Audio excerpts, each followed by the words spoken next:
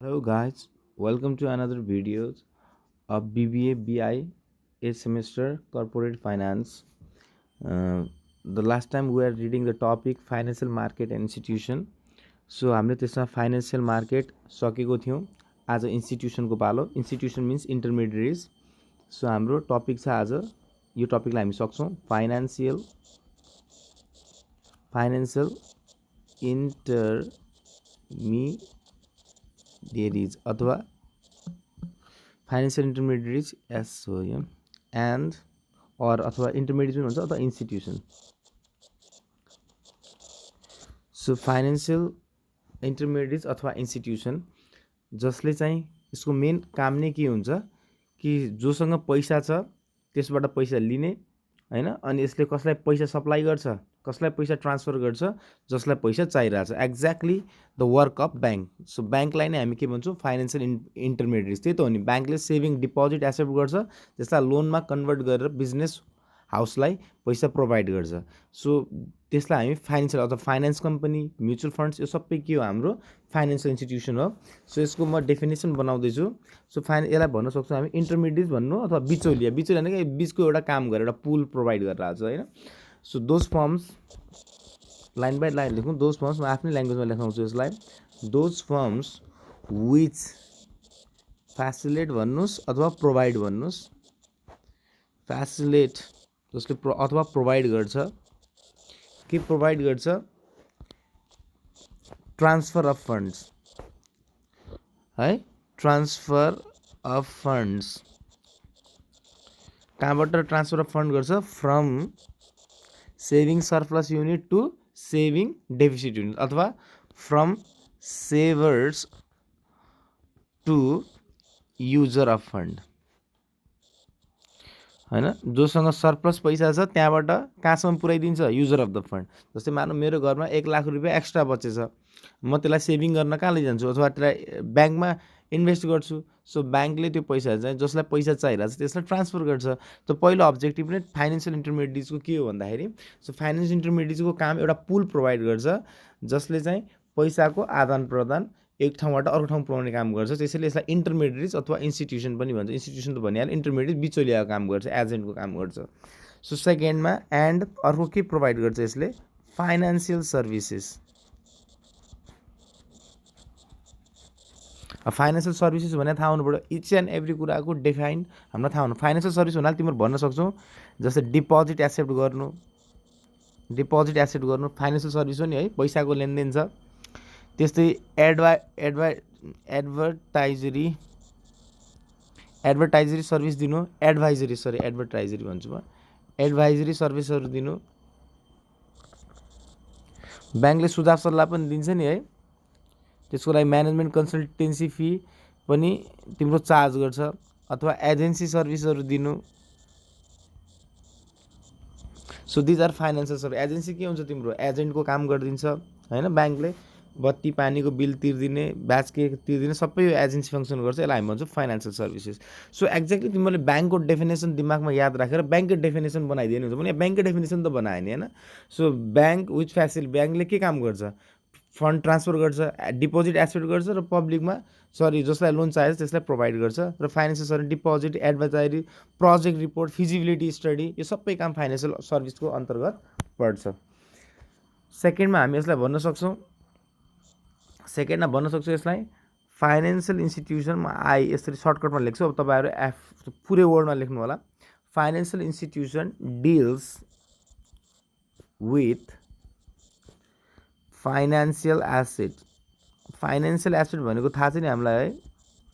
Financial asset भनेको security, shed, debenture, bond, बार भन्दा थाकिसकेँ म. And financial claims. दुईवटा टाइपको एसेट हुन्छ, म त्यही पनि यहाँ क्लियर गर्ने कोसिस गर्छु. एउटा त हुन्छ फिजिकल एसेट, एउटा फाइनेन्शियल एसेट हुन्छ. फाइनेन्शियल एसेट हुन्छ भर्सेस फिजिकल एसेट अथवा रियल एसेट. फिजिकल एसेट यहाँ पनि क्लियर गरिदिउँ. फिजिकल एसेट अब माथि लेभलमा हुनुपर्छ, यो टर्महरू डिफाइन गर्न सक्नुपर्छ रियल वर्ल्डमा. फाइनेन्शियल एसेट भन्नाले जस्तै मानौँ ब्याङ्कले कुनै कम्पनीमा पैसा लगायो, मानौँ चौधरी ग्रुपमा पैसा लगायो. हेर्नुहोस् है, चौधरी ग्रुपमा चौधरी ग्रुपमा पैसा लगायो, फन्ड दियो, ब्याङ्कले फन्ड दियो, ब्याङ्कले चौधरी ग्रुपलाई फन्ड दियो है। चौधरी ग्रुपले ब्याङ्कलाई के दियो? सेयर दियो। हुन्छ नि, ब्याङ्कले पनि लगानी गर्छ, सेयर सेक्युरिटिजहरू डिबेन्चर्सहरू किन्छ है। सो यो फन्ड ब्याङ्कले, यो मानौ नबिल ब्याङ्क, यो ब्याङ्कले चाहिँ पैसा दियो चौधरी ग्रुपलाई र उसले बाद यो सेयर दियो। यो सेयरलाई हामी भन्छौँ फाइनेन्सियल एसेट। यो सेयरलाई हामी के भन्छौँ? फाइनेन्सियल एसेट हो। अब यो चौधरी ग्रुपले यो पैसा लिएर के किन्ला? जग्गा किन्ला, बिल्डिङ किन्ला है, मसिन किन्ला। So these are known as physical asset. त्यही पैसा हो, त्यही पैसालाई यहाँ चाहिँ फाइनेन्सियल एसेट भनिन्छ। त्यही पैसा यहाँ पुगेर यता गइसक्यो, त्यो एसेटलाई हामी के भन्छौँ? फिजिकल एसेट अथवा रियल एसेट। यदि सिम्पल छ। सो फाइनेन्सियल एसेट इन्स्टिट्युसनको डिलिङ केमा गर्छ? अहिले किन हामी फाइनेन्सियल इन्स्ट्रुमेन्टको बारेमा बढी पढ्दैछौँ। सो फाइनेन्सियल एसेट अथवा फाइनेन्सियल क्लेम्स। फाइनेन्सियल क्लेम भन्नाले के त? Bills of exchange. Bills of exchange त एसेट हो, केमा क्लेम छ नि होइन। क्लेम गर्न मिल्छ, 2 महिनापछि पैसा माग्न मिल्छ। सर्टिफिकेट अफ डिपोजिट, प्रमिसरी नोट, यो सबै के हो? तिम्रो फाइनेन्सियल क्लेम, जो मैले अलरेडी नै डिल गरिसकेको छु योभन्दा अगाडिको क्लासमा।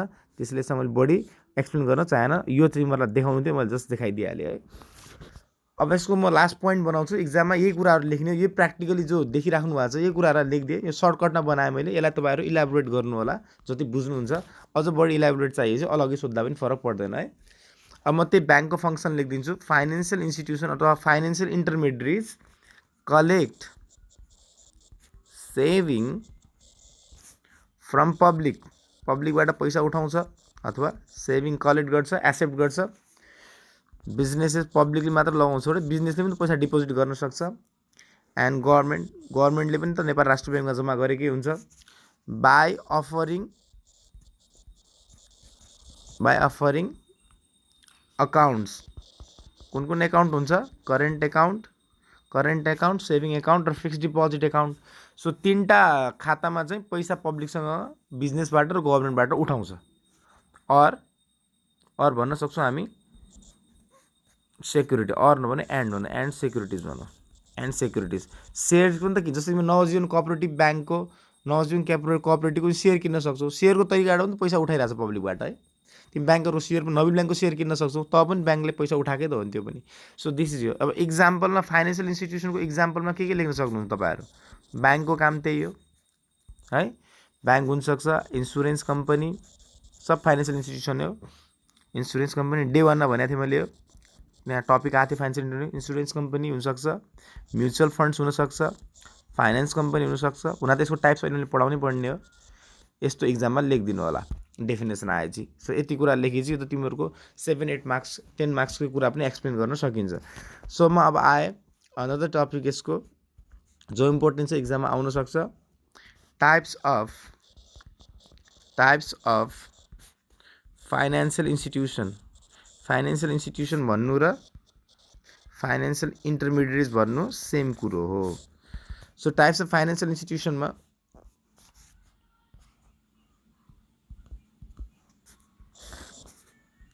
है, एउटा त छ डिपोजिटरी इन्स्टिट्युसन,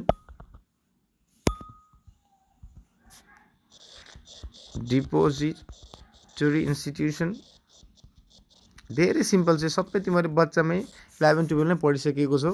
खालि यसमा टर्महरू मात्र अलग मात्र युज गर्ने हो। अर्को छ नन डिपोजिटरी। यसमा म धेरै पढाउनेवाला पनि छैन, यो धेरै सजिलो टपिक, तर इक्जाममा चाहिँ आउँछ यो। नन BBS 4th इयरवालाको त झन् आउँछ नन डिपोजिटरी इन्स्टिट्युसन।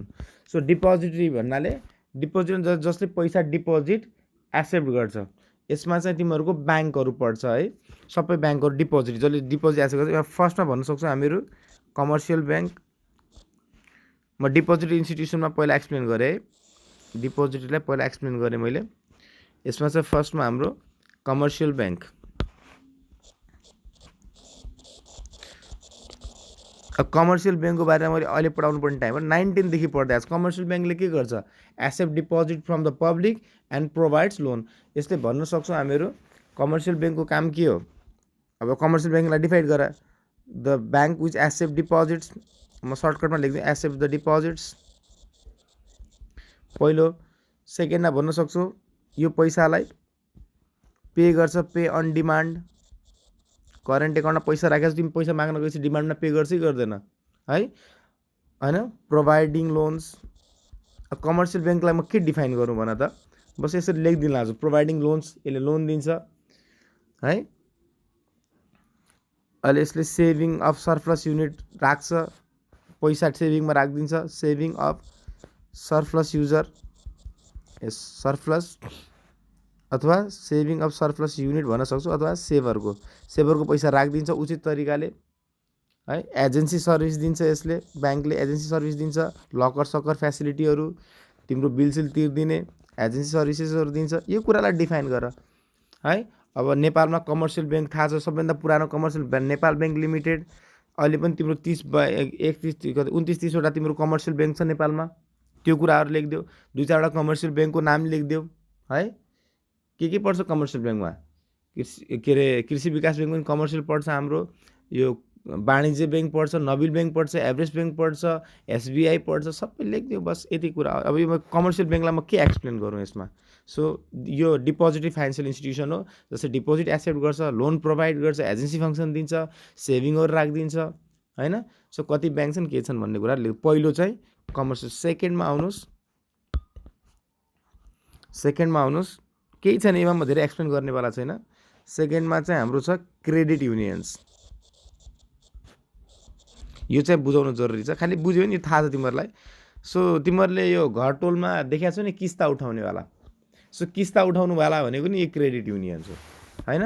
तर यो किस्ता उठाउनेवाला हाम्रो टोल छिमेकको वाला होइन, यो चाहिँ अफिसहरूको वालाको। जस्तै तिमीहरूको ड्याडी मम्मीहरू कुनै अफिसमा काम गर्नुहुन्छ नि, त्यहाँ युनियनहरू बनाएको होला, लेबर युनियन होला, कुनै युनियन होला।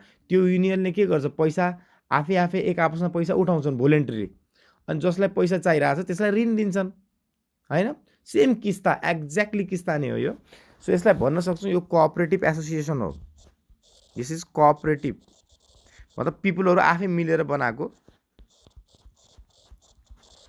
So credit unions are cooperative association हैन। सो मान्छे वेयर पिपुल आर भोलेन्ट्रीली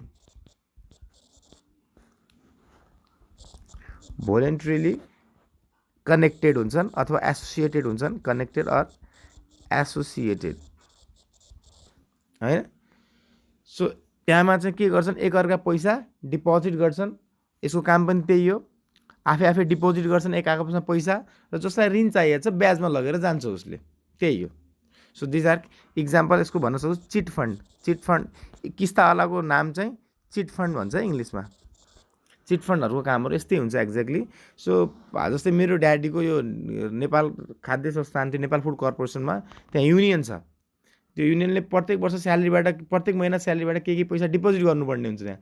र भविष्यमा कसलाई लोन चाहियो भनेपछि या फिर रिटायर हुँदाखेरि चाहिँ त्यहाँबाट पैसा केही न केही आउँछ वापस, राम्रो रकम आउँछ, केही न केही त नभनौँ, राम्रै रकम आउँछ। सो क्रेडिट युनियन्स भनेको त्यही हो है। यसबाट चाहिँ आफ्नै ती मेम्बरलाई पैसा त्यहीँको लेन्ड द मेम्बर्स, अरूलाई पैसा दिँदैनन्, त्यहीँको मेम्बरलाई मात्र lend the members of association. अरूलाई पैसा त्यहाँ वापस दिइँदैन, अरूलाई पैसा लगानी गरिँदैन, त्यहाँ एक आपसमा नै सहयोग। जस्तै किस्ता उठाउँदा नि टोलमा 10जना मिलेर किस्ता खेल्छन्। अब किस्ताको पैसा अरू बाहिरको मान्छेलाई थोरै दिन्छन्, त्यही भित्रको मान्छेलाई मात्र दिन्छन्, त्यही भन्न खोज्छु। एक्ज्याक्टली यो किस्ता नै हो। थर्डमा आउनुहोस्, डिपोजिटरीमा सेभिङ एन्ड लोन एसोसिएसन।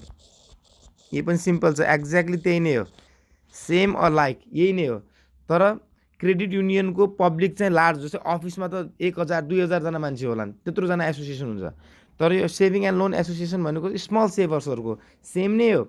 यसको काम पनि सेम त्यही हो, आफ्नै युनियन, भोलिन्ट्री एसोसिएसन नै हो, कोअपरेटिभ एसोसिएसन नै हो, जहाँ पिपुलहरूले भोलिन्ट्री पैसा उठाउँछन्। यही डेफिनेसन माथिको लेखिदिए हुन्छ, केही फरक पर्दैन। तर यहाँ एउटै फरक के छ भन्दाखेरि यहाँ स्मल सेभर्सहरू हुन्छन्। यहाँ के हुन्छन्, स्मल। डेफिनेसन माथिकै चढाइदिनुहोस्, यो डेफिनेसन, केही फरक पर्दैन है। तर यहाँ चाहिँ एउटै डिफ्रेन्स के हो, यहाँ चाहिँ लार्ज नम्बर अफ पिपुल हुन्छ। Where large number of people लेख्दा अझ राम्रो, large number of people are voluntary connected. यहाँ चाहिँ small number of people are connected है। सो यसको काम पनि lend the member of the association हो। एक्ज्याक्टली त्यही डेफिनेसन हालिदिनुहोस्, केही फरक पर्दैन। यसको यही डिफ्रेन्स भनेको स्मल सेभर्स हो, जसले चाहिँ पैसा स्मल सेभर्सलाई दिन्छ। स्मल सेभर्सबाट पैसा पनि मान्छे पनि कम हुन्छन् यहाँ, र पैसा पनि कसलाई दिन्छ यसले लेन्ड कसलाई गर्छ पैसा लेन्ड गर्छ टु यो चाहिँ घरको किस्तावाला जस्तै हो होम बायर्सलाई घरको मान्छेलाई है घरको जस्तो पर्टिकुलर इन्डिभिजुअललाई भन्न सक्छौँ हामी यहाँ होम बायर्स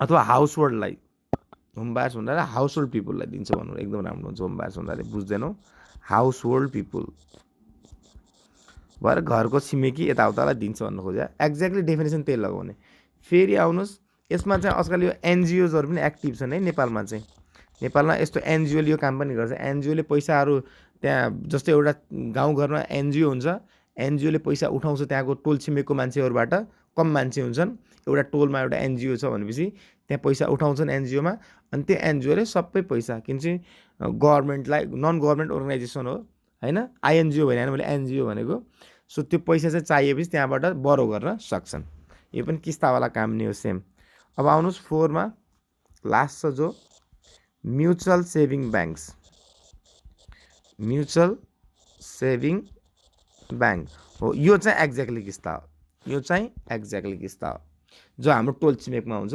एकअर्कामा पैसा कलेक्ट गरेर ब्याङ्क भनेको के हो ब्याङ्क भनेको डिपोजिट गर्ने एसोसिएसन हो so mutual saving bank same हो सेम यो सेभिङ एन्ड लोन एसोसिएसन मैले भने सेभिङ एन्ड लोन एसोसिएसन सेमको जस्तै हो सेम क्रेडिट युनियन जस्तै हो है त्यस्तै यो म्युचुअल सेभिङ ब्याङ्क सेमको जस्तै हो सेभिङ एन्ड लोन एसोसिएसन जस्तै हो है त्यसले के गर्छ accept the saving of individuals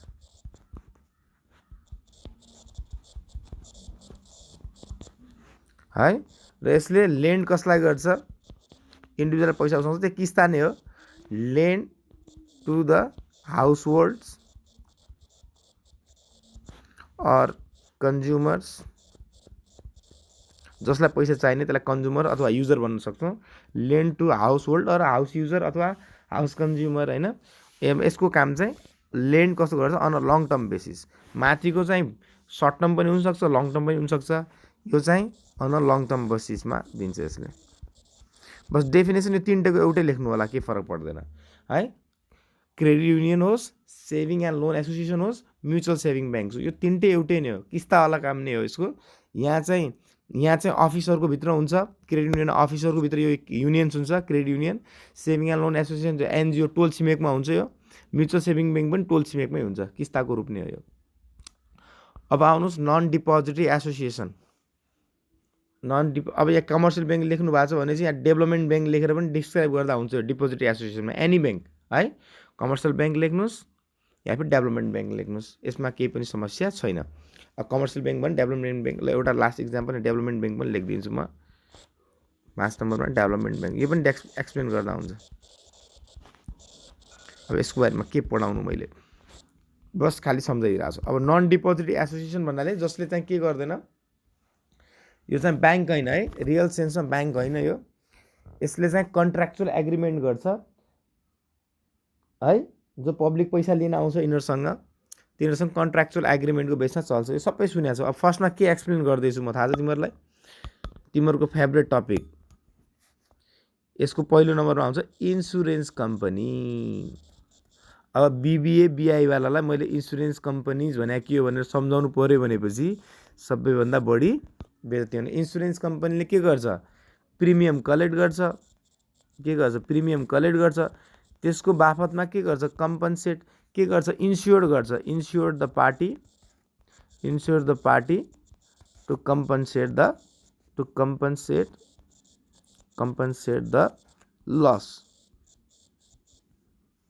for uncertainty मैले त पढेको यो डेफिनेसन है so insurance company takes the risk of the party on collecting premium premium collect भएपछि रिस्क कलेक्ट गर्छ अब नेपालमा कति इन्सुरेन्स कम्पनी छन् हैन कुन ओल्डेस्ट इन्सुरेन्स कम्पनी हो टाइप्स अफ जस्तै प्रभु लाइफ इन्सुरेन्स छ हैन नेपाल लाइफ इन्सुरेन्स छ राष्ट्रिय बीमा संस्थान छ अरू के छन् जनरल इन्सुरेन्स कम्पनी छ त्यसपछि धेरै कुराहरू छन् त्यो इन्सुरेन्स कम्पनीको इक्जाम्पलहरू लेखिदिनु होला अब म यसको बारेमा सम्झाउँदैन त्यसपछि आउनु यसको पोइन्ट नम्बर 2 मा वाउ पेन्सन्स एन्ड प्रोभिडेन्ट फन्ड सबैलाई थाहा छ है प्रोभिडेन्ट फन्ड भनेको सञ्चय कोषमा पनि त के हुन्छ सञ्चय कोषमा के गर्छ कि सर्टेन पिरियडिकल पेमेन्ट, जस्तै मेरो बुवा सरकारी कर्मचारी अथवा प्राइभेटली पनि पाइन्छ कर्मचारी हुनुहुन्छ भने चाहिँ प्रत्येक महिना मेरो ड्याडीको स्यालेरीबाट पैसा काट्छ सञ्चय कोषले हैन। अनि त्यो पैसा कहिले गएर फिर्ता दिन्छ, जब तपाईँहरू रिटायर हुनुहुन्छ हैन। सो यो पनि एक तरिकाको डिपोजिटरी एसोसिएसन त हो नि हैन, एक तरिकाको के भयो हाम्रो फाइनेन्सियल इन्स्टिट्युसन त भयो नि। यससँग पैसा अथाह छ। नेपालमा नागरिक लगानी कोष होस् है, एमा चाहिँ सिआइटी पनि लेख्न सक्थ्यो तिमीहरू, pension fund, provident fund and CIT, citizenship investment trust है, नागरिक लगानी कोष। यिनीहरूसँग पैसा अथाह छ, यिनीहरूले धेरै लगानी गर्छन् धेरै कम्पनीहरूमा र यिनीहरूबाट पनि हामीले लोन पनि लिन मिल्छ। तपाईँहरू यिनीहरूको मेम्बर हुनुहुन्छ, जसले सञ्चय कोषमा पैसा लगानी गरेर आएको छ नि, उसले सञ्चय कोषबाट लोन पनि निकाल्न मिल्छ। So exactly these are financial intermediates. So यिनीहरूले चाहिँ सुरुमा हामीले के गर्नुपर्छ, यसमा पिरियडिकल डिपोजिट गर्नु। म सर्टकट लाइनमा पिरियडिकल डिपोजिट गर्नुपर्छ। पिरियडिकल डिपोजिट महिना पैसा जम्मा गर्नुपर्छ, स्यालेरीबाट काटिन्छ। र यसको बापत अन रिटायरमेन्टमा तपाईँलाई यहाँबाट के मिल्छ, अन रिटायरमेन्ट हैन, use sum you will received. अथवा यो त भयो प्रोभिडेन्ट फन्डको कुरा। पेन्सनले के दिन्छ, अन रिटायरमेन्ट तपाईँलाई प्रत्येक महिना फेरि पिरियडिकल पेमेन्ट नै दिन्छ। तपाईँहरू केही सम डिपोजिट गरिराख्नुहोस् अहिले हैन। यो चाहिँ तपाईँले बुकबाट कभर गर्नु होला, त्यहाँ सर र हेरे पनि के फरक पर्दैन, मैले बुझाइदिएको। पेन्सन फन्ड, प्रोभिडेन्ट फन्ड र सिआइटीको काम के हो, तपाईँहरू पैसा जम्मा गर्नुहोस् महिनामा, त्यसले लमसममा अथवा युज सम, लमसम एउटै कुरा, लमसममा पनि पैसा दिन सक्छ अथवा पेन्सन महिनाको। पेन्सन फन्डमा जम्मा गर्नुभयो तपाईँ पछि पेन्सन पाउनुहुन्छ है। नागरिक लगानी कोषमा जम्मा गर्नुभयो एकमुष्ट पैसा पाउनुहुन्छ। सञ्चय कोषमा पनि जम्मा गर्नुभयो भने चाहिँ एकमुष्ट पैसा पाउनुहुन्छ, त्यही भन्न खोजेको। ओके, त्यसपछि आउनुहोस् पोइन्ट नम्बर 4। यो झन् तपाईँहरूको राम्रो फाइनेन्स कम्पनी। फाइनेन्स कम्पनीको काम के हो, पैसा उठाउने, ब्याङ्क उसलाई लोन दिने है, सेभिङ कलेक्ट अथवा डिपोजिट एक्सेप्ट गर्ने एन्ड लोन प्रोभाइड गर्ने, अथवा तपाईँहरूको सर्भिसेसहरू दिने, फिजिबिलिटी स्टडी गरिदिने, धेरै एजेन्सी फङ्सन पनि गर्छ। फाइनेन्स कम्पनी नेपालमा को छ, गुडविल फाइनेन्स कम्पनी छ, मञ्जुश्री फाइनेन्स छ, मलाई यति नै याद छ है। सो फाइनेन्स कम्पनीहरू चाहिँ तिम्रो सिम्पली त्यो सेन्समा लिन सक्छौ। सो डिपोजिट एक्सेप्ट गर्छ यिनीहरूले, प्रोभाइडिङ लोन्स गर्छ। अब कतिवटा फाइनेन्स कम्पनी छ नेपालमा अहिलेसम्म, त्यसको डेटा चाहियो, लेख्नुपर्छ। र 2-4वटा इक्जाम्पल, जस्तै मञ्जुश्री फाइनेन्स भयो, गुडविल भयो, यो मैले सुन्नमा आएको। अरू धेरै छ, यो डाटा तपाईँहरूले गुगलबाट निकाल्नु होला। नम्बर अफ फाइनेन्सियल अथवा जो ब्याङ्कमा काम गर्छ है, जो ब्याङ्कमा काम गर्छ त्यो मान्छेलाई पनि थाहा होला कति फाइनेन्स कम्पनी छ, कति ए क्लास ब्याङ्क छ, कति बी क्लास ब्याङ्क छ, कति सी क्लास, कति डी क्लास भन्ने। त्यो डाटा चाहिँ कुनै साथी ब्याङ्कमा काम गर्नु, अब अभियसली यो काम चाहिँ तिलकको भयो, तिलकले सबै डाटा प्रोभाइड गरिदिने। नेपालमा कति कमर्सियल ब्याङ्क छ अहिले, 30 छ सायद। डेभलपमेन्ट ब्याङ्क कति छ, फाइनेन्स कम्पनी कति छ, इन्सुरेन्स कम्पनी कति छ, यो डाटा सबै साथीलाई प्रोभाइड गरिदिनु। इक्जाममा लेख्नुपर्छ, एकदम राम्रो मानिन्छ। ओके, अब आजको लास्ट टपिक छ यसको लागि। अब लास्टमा बच्यो हाम्रो म्युचुअल फन्ड। सायदै मैले पनि सबैलाई सम्झाइसकेको छु what is mutual fund. Mutual fund भनेको इन्डाइरेक्ट ट्रान्सफर हैन।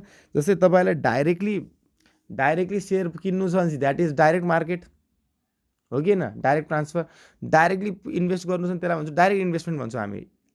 तर तपाईँलाई सेयर मार्केटको बारेमा त्यति नलेज हुँदैन, तपाईँले म्युचुअल फन्डको सेयर किन्ने, म्युचुअल फन्डले तपाईँको बिहाफमा चाहिँ अरू कम्पनीको सेयर किन्ने, that is called mutual fund. अब म्युचुअल फन्डमा कस्तो हुन्छ, सुरुमा 4-5 जना स्पोन्सरहरू मिल्छन् है। स्पोन्सरहरूले एउटा कम्पनी खडा गर्छन्, त्यो कम्पनीको नाम हुन्छ asset management company.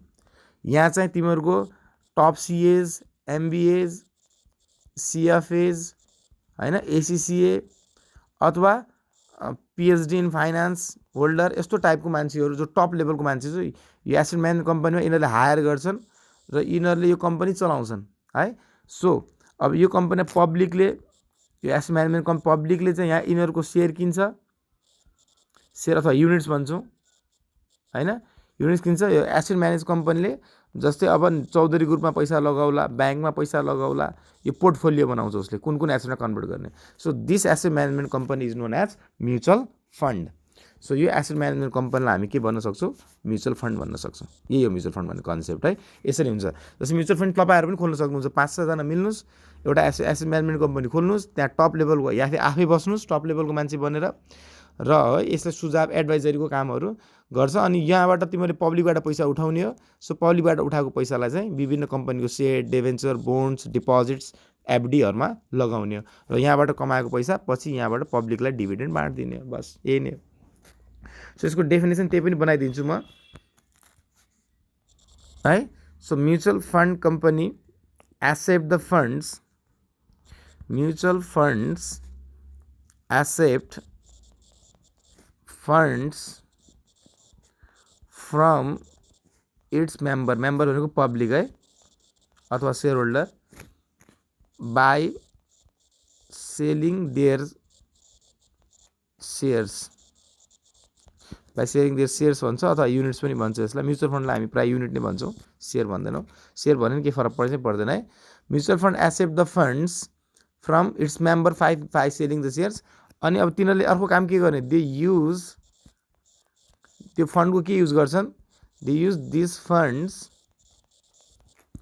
To buy के, equity shares, preference shares, bonds, debentures है, and other short term and long term डेप्ट इन्स्ट्रुमेन्ट। त्यो भनेको डिभेन्चर्सहरू हुनसक्छ, केही पनि लोनहरू हुनसक्छ होइन। सो यो बाई गर्नलाई हेल्प गर्छ। यिनीहरूले पैसा उठाउने हो पब्लिकबाट, त्यो पैसालाई कहाँ लगाउने हो, equity share, preference share, bond किन्नमा, डिभेन्चर किन्नमा होइन, सर्ट टर्म प्रोमिसरी नोट दिनमा, जे पनि हुनसक्छ एनिथिङ।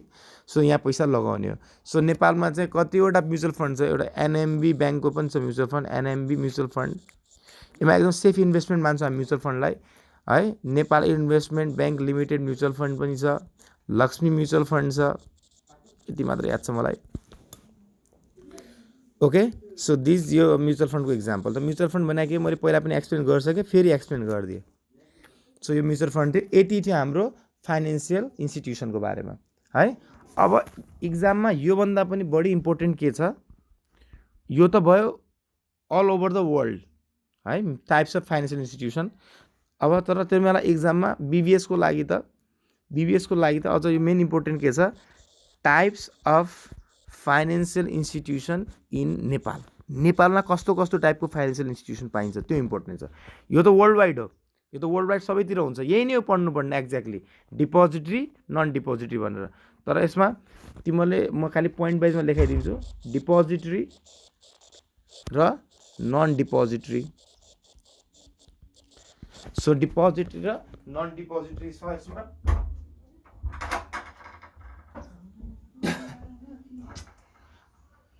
डिपोजिटरी र नन डिपोजिटरी यता राखेर उता गइदिनु तपाईँले।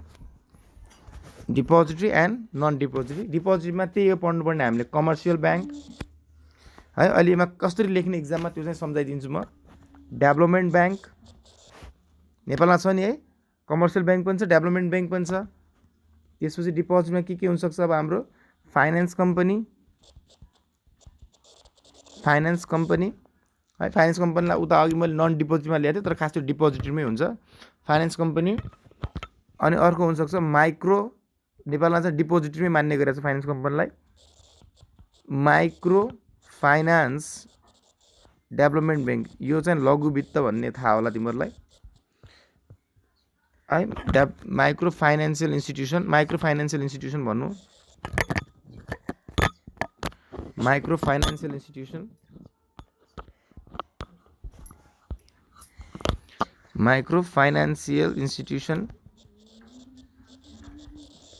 है, लघु वित्त जो एक्ज्याक्टली लाइसेन्स क्याटेगोरी। अर्को चाहिँ हाम्रो सेभिङ एन्ड क्रेडिट, यो अघि पढिसक्यो हामीले, कोअपरेटिभ्स। र लास्टमा चाहिँ हाम्रो एनजिओज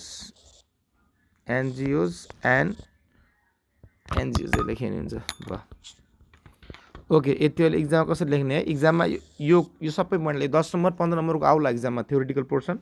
कमर्सियल ब्याङ्कमा के लेख्ने, यसको पहिला डेफिनेसन लेख्नु होला है। कमर्सियल ब्याङ्क जस्तै यो सबैमा कसरी लेख्ने, सबैको पहिला डेफिनेसन लेख्ने, के कुरा इन्क्लुड गर्नु छ इक्जाममा, डेफिनेसन लेख्ने जो मैले भनिसकेको छु अलरेडी सबैको। त्यसपछि चाहिँ यिनीहरूको बारेमा के लेख्नुहुन्छ त सेकेन्डमा, नम्बर अफ ब्याङ्क, जस्तै कमर्सियल ब्याङ्क छ नि कतिवटाको नम्बर अफ कमर्सियल ब्याङ्क छ, नम्बर अफ कमर्सियल ब्याङ्क अथवा नम्बर अफ ब्याङ्क्स अथवा नम्बर यिनीहरू कति छ, डेभलपमेन्ट ब्याङ्क भएपछि डेभलपमेन्ट ब्याङ्क कति छ है, माइक्रो फाइनेन्सियल इन्स्टिट्युट लघु वित्त कतिवटा छ, सेभिङ एन्ड कोअपरेटिभ कतिवटा छ, कोअपरेटिभ्स कति छन्, एनजिओजहरू कति छन्, त्यस्तो टाइपको एनजिओजहरू त्यो लेख्दा हुन्छ।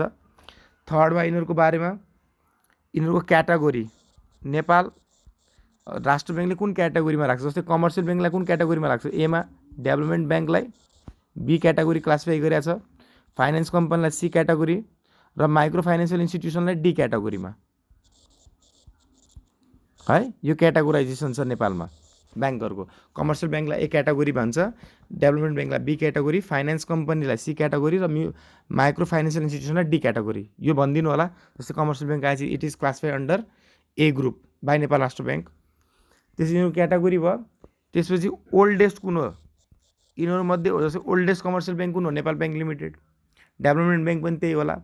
अनि यिनीहरूको कुन ब्याङ्क ठुलो हो, लार्जेस्ट र स्मलेस्ट, लार्जेस्ट एन्ड स्मलेस्ट ब्याङ्कमा सबै लार्जेस्ट कुनमा क्यापिटलको बेसमा, स्मलेस्ट कुनमा क्यापिटलको बेसमा है, अथवा ब्रान्चको बेसमा जेमा पनि क्लासिफाई गर्न सक्छौ। त्यो गरिदिएपछि बस तिमीहरूको यो कमसेकम 7-8 लाइन चाहिँ लेख्या हुनु पऱ्यो। कतिवटा ब्याङ्क छन्, जस्तै कमर्सियल ब्याङ्कको राशि यसको डेफिनेसन भइहाल्यो होइन, यसको नम्बर अफ अहिले 30-30 छ सायद, क्याटेगोरी ए क्याटेगोरीमा पर्छ यो। ओल्डेस्ट ब्याङ्क कुन हो, नेपाल ब्याङ्क लिमिटेड। लार्जेस्टको क्यापिटलमा कुन हुनसक्छ है, कुनै पनि नोबेल ब्याङ्क हुनसक्छ। अस्ति अहिले त ब्याङ्कहरू मर्ज पनि भएको छ नि सायद, त्यो अनुसार तिम्रो थाहा पनि पाउन सक्छौ। त्यसरी लेख्नु होला। त्यो डाटा गुगलमा एभाइलेबल हुन्छ या फिर ब्याङ्कको साइटबाट निकाल्नु होला। मसँग टाइम नभएर मैले ननिकालिदिएको, पछि चाहिँ म निकालिदिउँ होला है, केही छैन। त्यसपछि आयो डेभलपमेन्ट, त्यस्तै यो यिनीहरूको बारेमा यसरी नै लेख्नु होला। त्यस्तै नन डिपोजिटरीमा के पढ्नुपर्छ हामीहरूले, नन डिपोजिटरीमा पनि सेम तरिका थाहा छ। इन्सुरेन्स कम्पनी भर्खर त पढाएको थियौ। त्यसै सेकेन्डमा के पढाएको थियौ, प्रोभिडेन्ट फन्ड होस् अथवा पेन्सन फन्ड होस्। त्यसपछि थर्डमा म्युचुअल फन्ड। बस यही क्याटेगोरीमा जानु होला, यसरी नै जे डाटा मिल्छ। पेन्सन फन्डले पिरियडिकल पेमेन्ट हामीले हाल्नुपर्छ, अनि रिटायर भएपछि हामीलाई पेन्सन प्रोभाइड गर्छ। प्रोभिडेन्ट फन्डमा अहिले पैसा हालेपछि एकमुष्ट पैसा दिन्छ रिटायरमेन्ट पछि होइन। यिनीहरूले डिफ्रेन्ट ठाउँमा लगानी पनि गर्छ, यही कुरा लेख्नुपर्ने हो है। लोन्स पनि मेम्बर त्यही भित्र भएको मेम्बरलाई लोन पनि दिन्छ, त्यसरी लेख्न मिल्छ। म्युचुअल फन्डमा भइहाल्यो।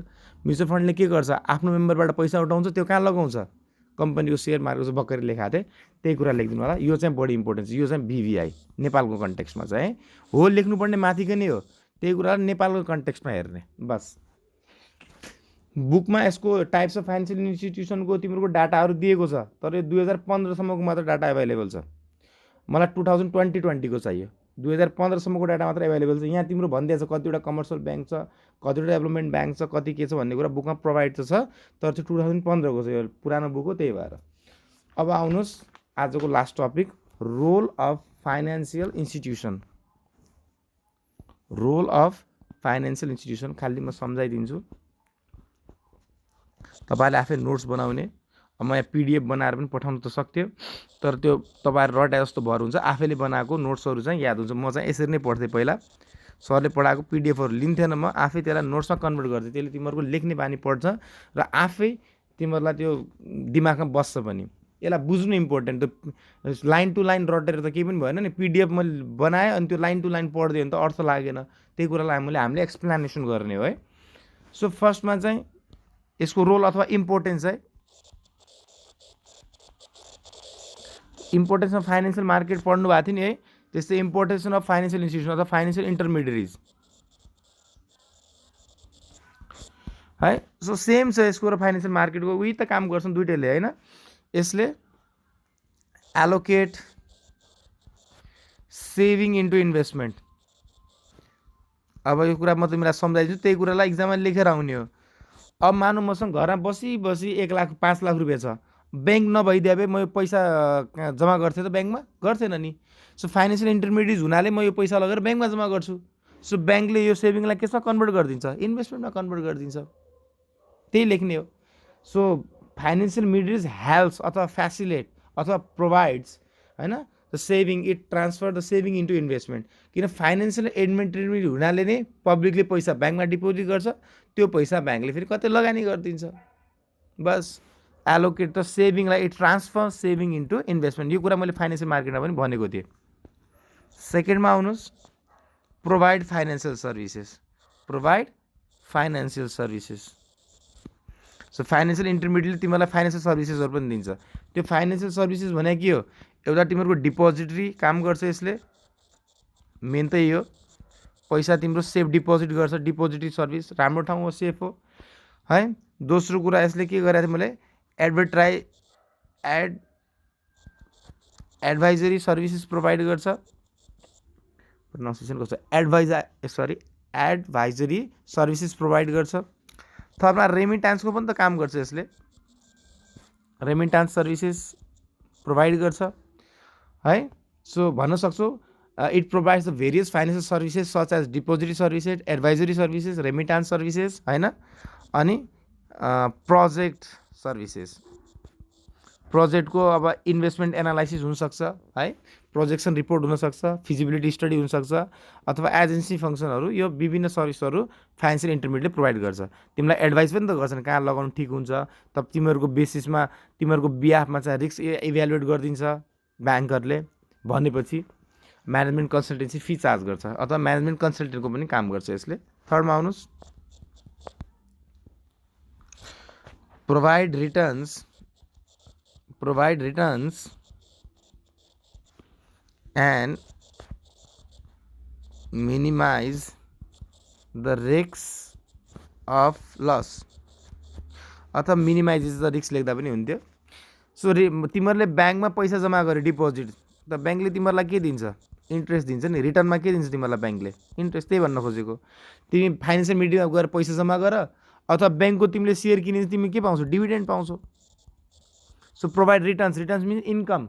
पहिले पनि भन्ने गरेको छु, रिटर्न्स मिन इन्कम। रिटर्न वापसमा के मिल्छ? तिमीले आफ्नो ब्याङ्कमा पैसा डिपोजिट गर्यो, अथवा सेयर किन्यो, बाई सेक्युरिटिज गर्यो है, अर्गनाइजेसन इन्टरमिडिएटको भने तिमीलाई के दिन्छ उसले? कि ब्याज देला कि? अथवा ब्याङ्कमा पैसा राख्नु सेफ छ कि छैन? घरभन्दा त सेफ छ चोरी चकारीबाट। So it minimize the risk of loss. त्यही भन्न खोजेको, त्यही कुरा लेखिदिनु होला। सो लास्ट यसको पोइन्ट चाहिँ यसको हेल्प्स बिजनेस हाउस अथवा कर्पोरेसन अथवा अर्गनाइजेसन इन रेजिङ फन्ड्स है। कसरी हेल्प गर्छ? ब्याङ्करले कि त लोन दिँदैला बिजनेसहरूलाई, या फिर इन्भेस्टमेन्ट ब्याङ्किङ भनेर के याद आयो होला, कम्पनीको बिहाफमा सेयर बेच्दैला कम्पनीहरूको पब्लिकलाई। सो के अरे बिजनेसलाई अथवा कम्पनीहरूलाई चाहिँ फन्ड रेज गर्न हेल्प गर्छ है। सो यिनीहरूको बिहाफमा चाहिँ के अरे इस्यु गरिदिएला securities on behalf of companies है। जस्तो मेरो कम्पनी छ, म ब्याङ्कमा गएँ, मलाई कि लोन चाहियो भन्ला म ब्याङ्कलाई, कि त ब्याङ्कलाई के भन्ला? इन्भेस्टमेन्ट ब्याङ्किङहरूलाई के भन्ला? सर हाम्रो सेयर बेचिदिनुहोस् तपाईँहरू, अनि हामीलाई प्रोभाइड गर्नुहोस्, अनि उनीहरूले सेयर बेचिदिन्छन्। त्यही हो सिम्पल। सो यति नै थियो यो टपिक है। Financial intermediate is very important topic. So in case यसमा पनि अझ केही कुरा फर्दर एक्सप्लेनेसन तपाईँहरूलाई मबाट चाहनुहुन्छ भनेपछि चाहिँ प्लिज फिल टु कन्ट्याक्ट है। डाउटहरू सोध्न सक्नुहुन्छ। यसलाई टर्म गर्ने, यसको नोट्स आफै बनाउने, घरमा नोट्स बनाउन साह्रै नै गाह्रो भयो यताउता भनेपछि म पछि नोट्स प्रोभाइड गरिदिउँला। मैले अहिले नोट्स बनाएको केही पनि छैन, म जस्ट एक्सप्लेन मात्र गर्न खोजेको। सो यति टपिकहरू थियो। So have a nice day, by.